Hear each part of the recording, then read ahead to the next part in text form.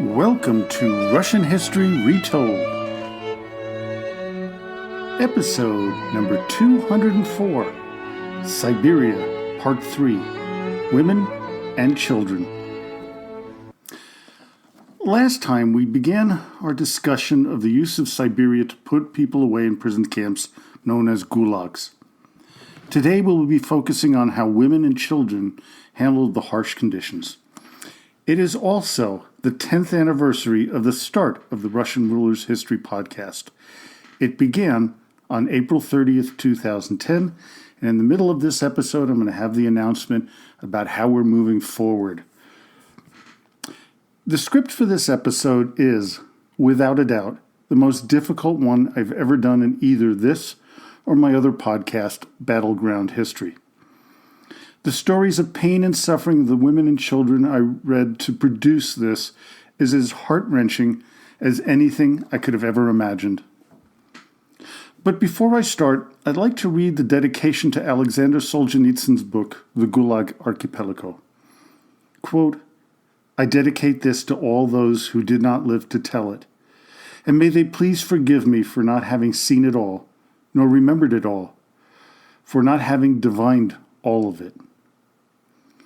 His monumental account of the horrific conditions was published in 1973, and it exposed the system of gulags that enslaved so many of his countrymen for nothing more than being cheap labor. It is no easy read due to its subject and its length, but I believe it should be mandatory reading for anyone wanting to understand what so many millions of people went through from the 1930s to the 1980s. Little did Solzhenitsyn know that his book has been lauded by many as the catalyst for the eventual demise of the government that constructed the Gulag system. He was one of the few that thought his book would help. As he put it, quote, "Oh yes, Gulag was destined to affect the course of history. I was sure of that." The day before he was sent into exile, February 12, 1974, he said, "You Bolsheviks are finished. There are no two ways about it." I hope today that I can tell some stories about how women and children suffered with the same feeling that Mr. Solzhenitsyn did in his dedication.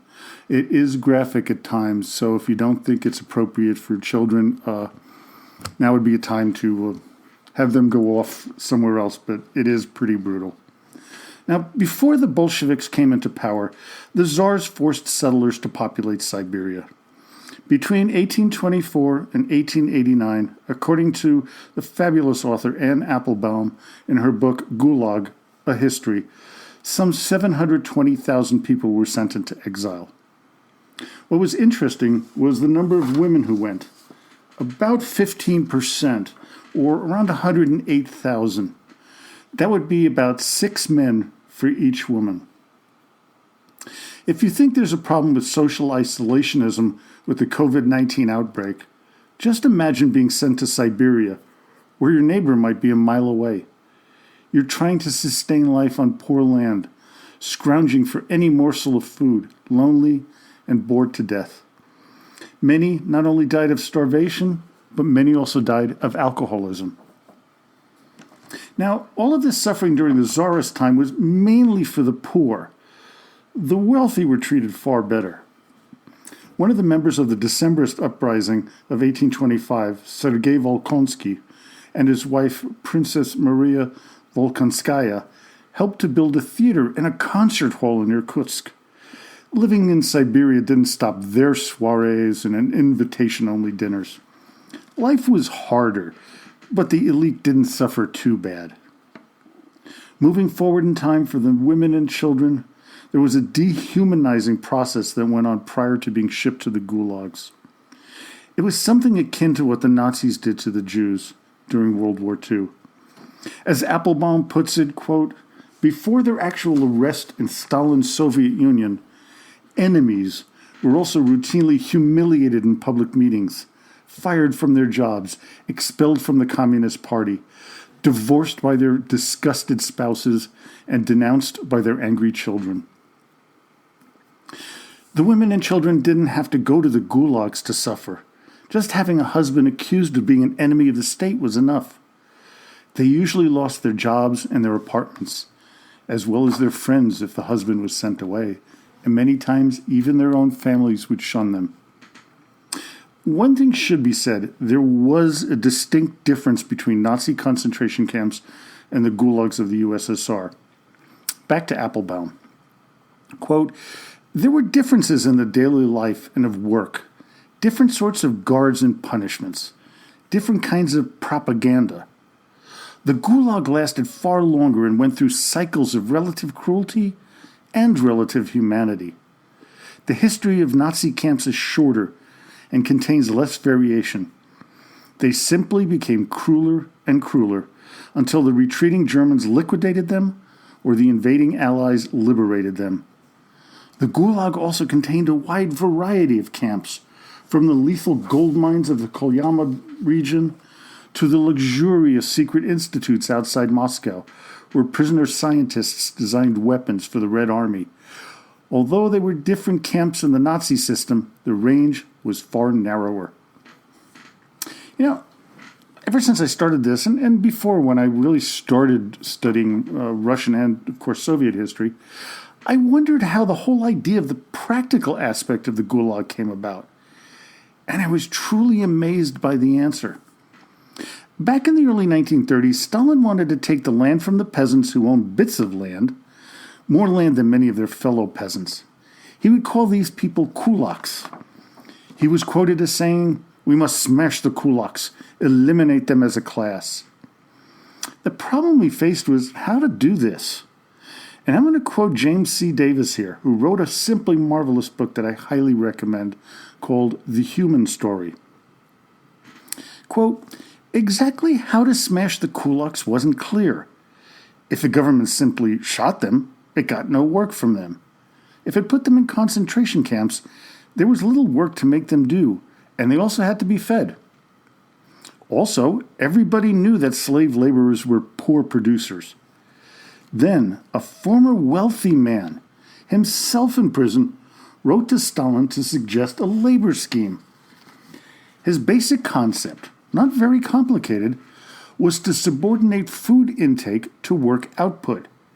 Send the prisoners, he suggested, to some awful place where there was work to do. Feed them very little, and squeeze perhaps 6 months of hard labor from them. When they died of hunger, cold, and exhaustion, bring in others. For making this suggestion, the former millionaire was released from prison and himself appointed a director in the system he proposed. That is just truly amazing to me. So what does this have to do with women and children? We return back to the human story. Quote, men with guns stormed villages and rounded up the so-called kulaks. More than 15 million women, men, and children. They were jammed in railroad cars and hauled for days or weeks to lonely places in the Arctic North. And from there, they marched across the tundra and through the forests. By the time they reached their camps, 15 to 20%, mainly children, had already died. Kulaks were forced to mine gold in Siberia, especially in the northeastern part, which was the coldest part of the country. There was also a project to dig a canal between the Baltic and White Seas by hand. The number of peasants who died this way will never be known because, as one official said, quote, no one was counting. When the census was taken, there were so many people missing that members of the census board were arrested and many executed for, quote, treasonably exerting themselves to diminish the population. It's estimated that 8 million people died in 1933 because of the plan to collectivize the farms and send those poor souls to Siberia. Many were women and children. One of the great tragedies of the Gulag era, a term I'll use from here on, the period from 1930 to 1953, it's its effect on children, especially the small ones. Many died quickly from the travel to the camp, as I've said previously. Many died of measles and typhus. This was in part due to them being put in orphanages. Their parents weren't necessarily dead. They were likely working in another gulag. To the state, They may as well have been dead, with their children now belonging to the Soviet Union. Many parents would never know the fate of their children.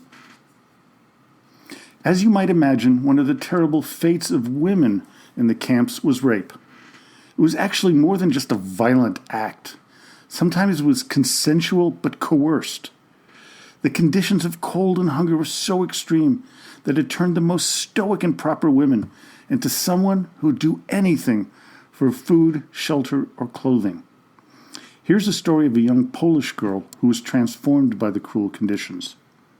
Now, she had been harassed and denied any extra food except the meager offerings provided her for a number of weeks.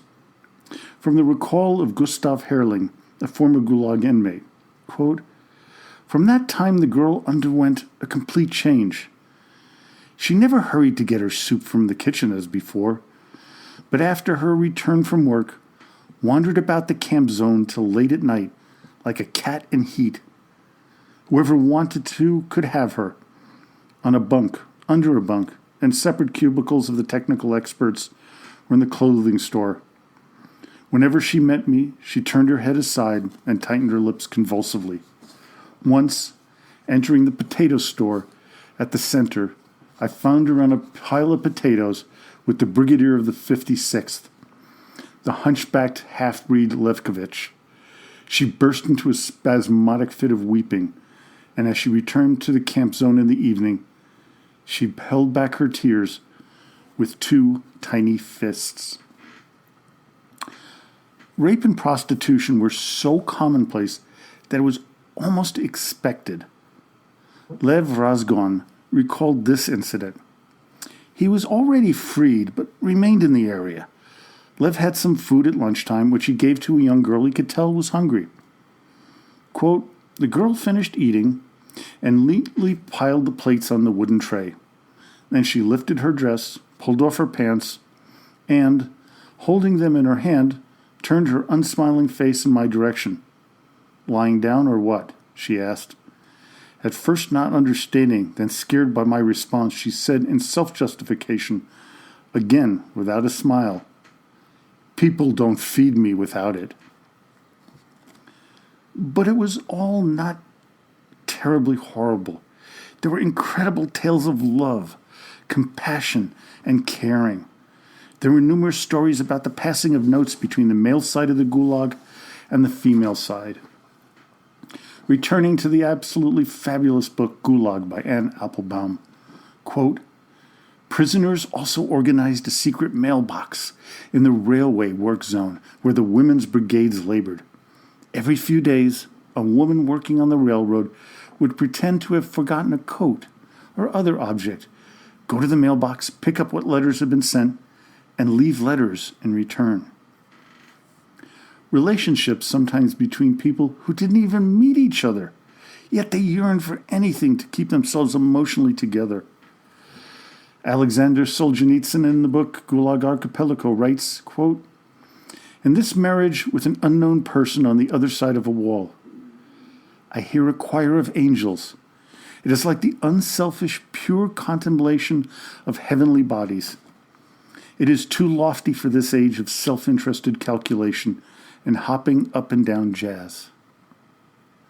In the book My Sister's Mother, Donna Soleka Urbikas tells the tale of the relationship she had with her mother and older sister, both of whom were arrested by the Soviet secret police on January 10, 1940, before she was born.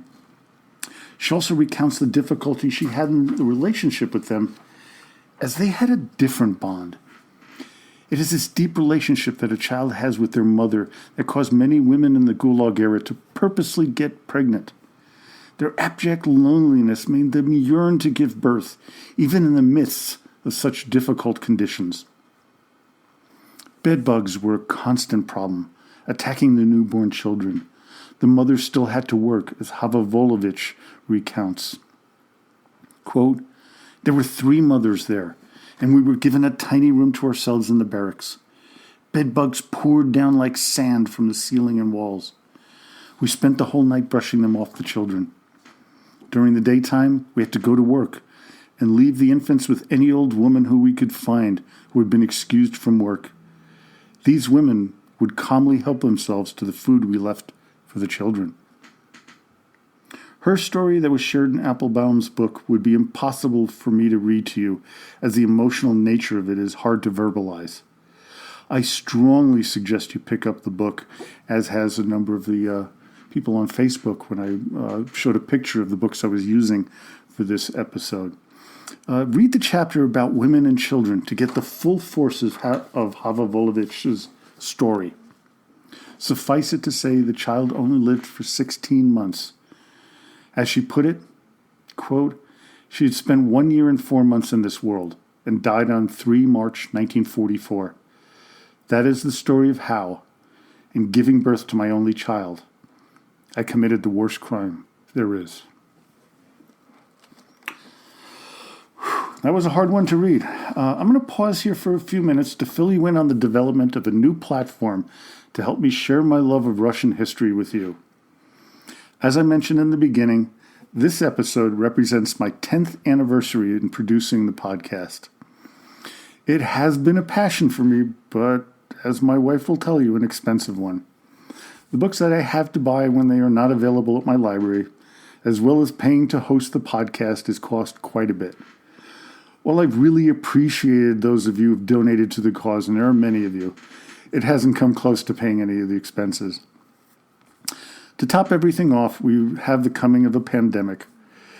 It has hurt many economically in our world, and hopefully not you.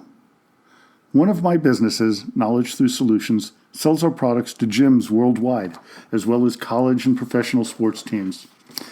As you can imagine, they're pretty much all out of commission as of late, and we've taken quite a bit of a hit. Well, that being said, I've made the difficult decision to move over to a pay-per-listen model using Patreon as my platform. I will still put out an occasional episode here for free, but I'll be focusing mostly on my paid site. I will have 2 levels, the Boyar Patron, which is just $5 a month, and for that I will guarantee you an episode every 15th and 30th of the month, a unique new one. And every week I'll be reading a chapter from my book, Understanding Russia, A History of Russia Through Its Rulers. It will cover 113 chapters, so I got you covered for a couple of years. Also, I'll be doing book reviews every month, both fiction and nonfiction. Of course, I'll be looking to you to give me suggestions. As for the second level, the Tsar Patron, at $10 per month, you get everything from being a Boyar patron, plus access to quarterly group chats with me on Zoom, access to scripts with links to additional information, a free copy of my upcoming book, which is tentatively set for release in September 2020, and you will get me to produce an episode on a topic that you choose, of course, within reason. If you're interested, and I really hope you are, go to patreon.com/Russian Rulers to sign up today and begin the new journey with me and your fellow Russian history fans today. The first episode will be known as Russia Before the Russians. I'm also going to do, in the second and third episodes, reviews of the ancient Slavic gods and the religion before the conversion by Vladimir the Great into Orthodoxy. And then an episode or 2 about the historians who have given us all this information over the thousands of years about Russia. All these ones, from my professor, Dr. Paul Average, to all the other ones going back to the primary chronicles. It's going to be a fabulous journey. I've already got a lot of this planned out. Again, if you have suggestions, those of you who are on the Tsar patron level, I'll produce an episode for you.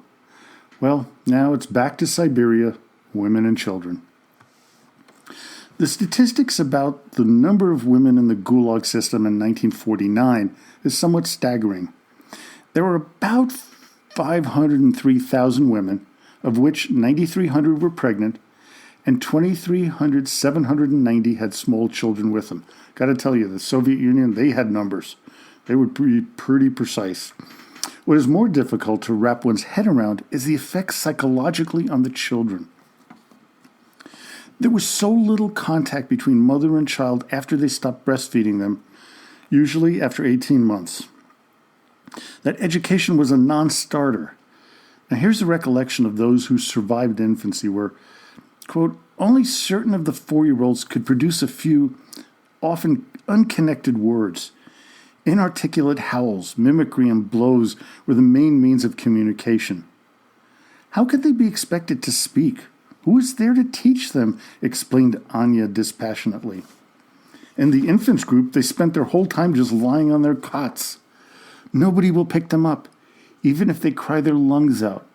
It's not allowed, except to change wet diapers, when there are dry ones available, of course. Those who survived would eventually be transferred to state-run orphanages. Here's a description of one of the orphanages for the children of arrested kulaks. Quote, children sleep on the floor. They don't have enough shoes. Sometimes there's no water for several days. They eat badly, aside from water and potatoes. They have no lunch. There are no plates and bowls. They eat in turns or by hand. There is no light, only one lamp for the whole home, and it has no kerosene. As they grew older, many resorted to becoming members of criminal gangs. One such child was Vladimir Glebov, the son of Lev Kamenev, one of the leaders of the Bolsheviks. He was arrested when Vladimir was only 4. He was sent to the Special Children's Orphanage in western Siberia. Glebov remembered the following. Quote, my buddy taught me some things which helped me a lot in later life about protecting myself. Here I have one scar and here another. And when people are attacking you with a knife, you need to know how to fight back. The main principle is to respond in advance, not let them hit you. That was our happy Soviet childhood. When parents were finally released, they went looking for their children.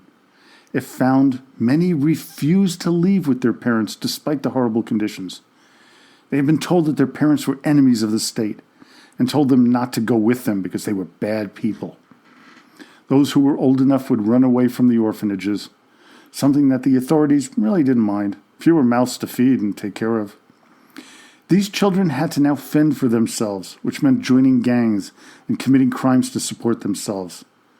When they got caught, they'd be sent right back into the system they just escaped. But now they would be made to work to survive, just like their parents. Around 1945, there were 842,144 homeless children who could be found in what were called reception centers. Labor educational colonies housed 52,830 children. These were closer to concentration camps than you might think. In 1935, laws were passed that allowed children as young as 12 to be charged like adults. From there on, things began to really become absurd. Children as young as 10 were now being arrested and charged with being counter-revolutionaries. They would be interrogated using the same methods of torture and questioning as their adult counterparts. One boy, 16-year-old Jerzy Kimachek, was asked, "How much did Mr. Churchill pay you for providing information?" The boy didn't even know who Churchill was. Children of the Siberian gulags lost any sense of morality. As Solzhenitsyn put it, in quote, in their consciousness, there was no demarcation line between what was permissible and what was not permissible, and no concept of good and evil. For them, everything that they had desired was good, and everything that hindered them was bad. They acquired their brazen and insolent manner of behavior because it was the most advantageous form of conduct in the camp. It became common knowledge among the people of the Soviet Union that these children were to become the criminals after the Gulag era ended. A whole generation of children who knew nothing more than the cruelty of the prisons they grew up in. As Applebaum concludes her chapter on women and children of the gulags, quote, decades of propaganda, of posters draped across orphanage walls, thanking Stalin for our happy childhood, failed to convince the Soviet people that the children of the camps, the children of the streets, and the children of the orphanages had ever become anything but full-fledged members of the Soviet Union's large and all-embracing criminal caste. Well, that's it for today. I can't ask if you enjoyed today's episode, as it was a tough road to plow through. I just hope it gave you the feeling and let you feel the hardships that women and children of the Siberian gulags had to endure. As for when the next episode on this platform will be released, not really sure. I'd really appreciate it if you would try out the new Patreon feed, at least for a few months, to keep Russia on your mind. The first episode, as I said before, will be Russia Before the Russians and will come out on May 15th, with the following episode on May 30th. I will trace the many people who lived in the lands that would become the country it would eventually develop into. As I said, the second and third episodes will be about the gods of old Russia, where we'll discuss ancient Slavic paganism and native faith, some of which exist to this day. Other episodes will be ones about the historians throughout history that gave us this information, and much, much more. I want to deeply thank all of you for your support and interest in my endeavor over the past 10 years. I feel like I've got so many friends. Don't forget to join us on Facebook if you haven't already. It's a vibrant community. They share so much. The pictures that some of you are sharing of old Russia is just amazing, and just the commentary and the links to different types of information about Russia is fabulous. So, as always, until next time, до свидания и спасибо большое.